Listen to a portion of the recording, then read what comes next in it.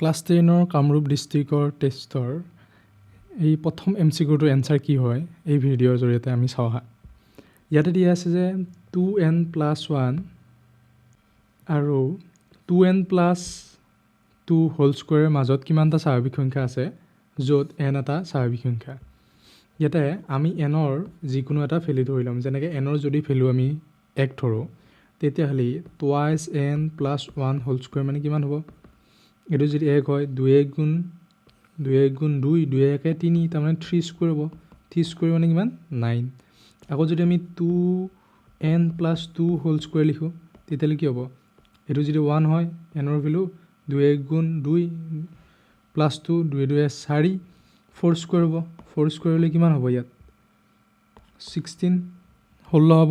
তেতিয়াহ'লে ইয়াৰ মাজত কেইটা সংখ্যা আছে, এটা আছে 10, এটা আছে 11, 12, 13, 14, 15, তাৰমানে কেইটা আছে 6টা আছে 6টা।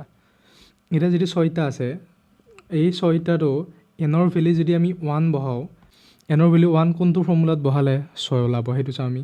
যদি অপশ্যন এটো চাওঁ আমি টুৱাইছ n+1 আছে, যদি nৰ ভেলুটো আমি কি বহাওঁ 1 বহাওঁ তেতিয়াহ'লে 2 গুণ 2 2 1 +3 2 + 1 ইজুকেল টু কি হ'ব 3 হ'ব। তাৰমানে এইটো এনচাৰ নহয়।